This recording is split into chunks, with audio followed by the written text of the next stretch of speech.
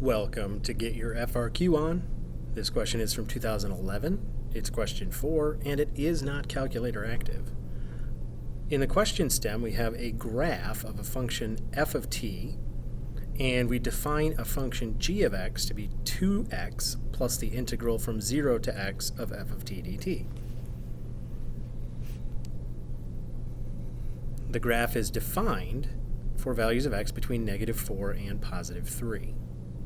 It consists of two quarter of a circles and one line segment.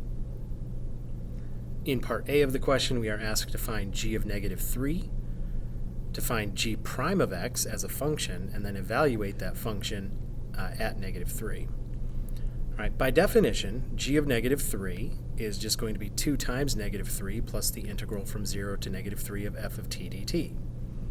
2 times -3 is -6. Based on the quarter of a circle being represented for f of t over the interval from -3 to 0, because we're integrating backwards, this is going to count negative, and that is -9 pi fourths. So the value of g of -3 is -6 minus 9 pi fourths. To differentiate g, we simply take the derivative of g. The derivative of 2x is 2.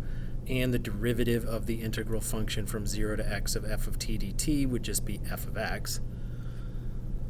And then g prime of -3 would be 2 plus f of -3. Based on the graph, f of -3 is 0. And so we get 2 plus 0, which is just 2.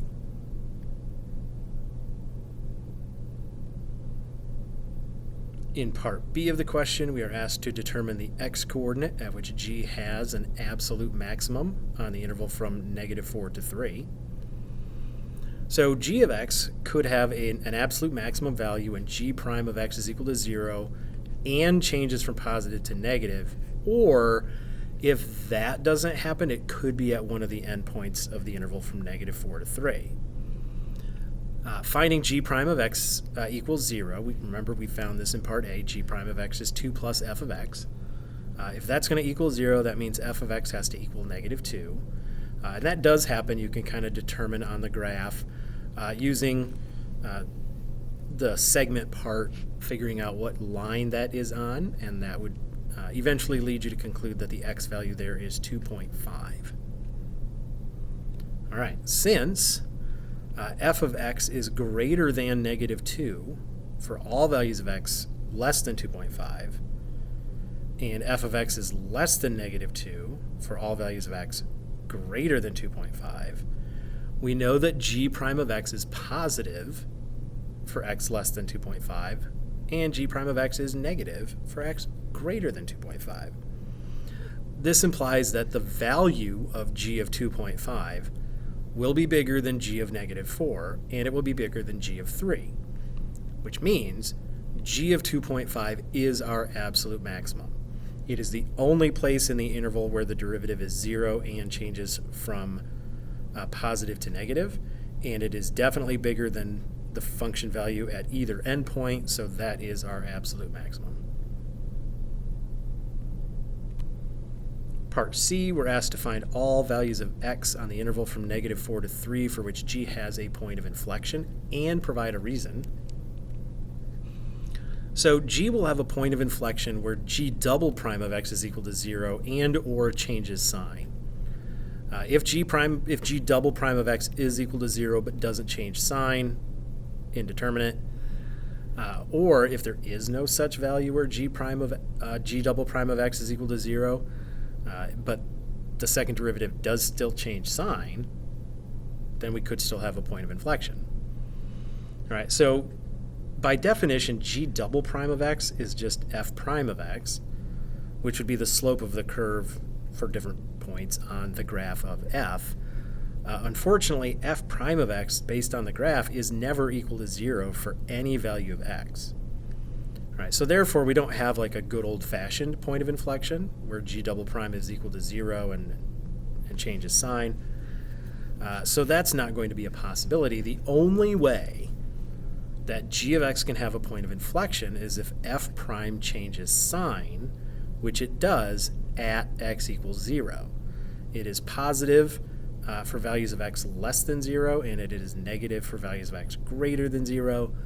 And so we get a point of inflection of g at x equals 0, even though the derivative of g, or the second derivative of g, isn't really continuous there.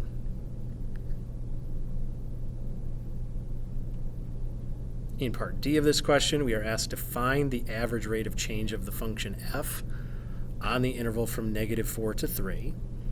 We are given that there is no value of c such that f prime of c equals that average rate of change, and we are asked to explain whether or not this fact contradicts the mean value theorem.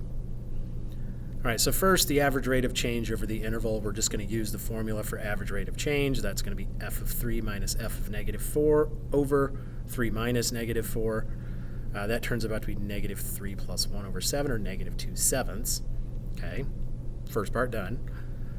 We assume that there is no value of c for which f prime of c is in fact equal to -2/7, and asked to explain why this does or does not contradict the mean value theorem.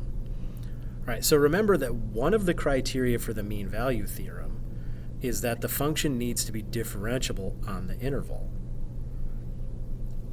F is not differentiable on the interval from -4 to 3. Specifically, at x equals 0, that derivative does not exist. So it's not differentiable on that entire interval. So no, this would not contradict the mean value theorem, because we have failed to meet one of the basic hypotheses of the mean value theorem. So the mean value theorem would not apply. There's no contradiction here. It does not apply.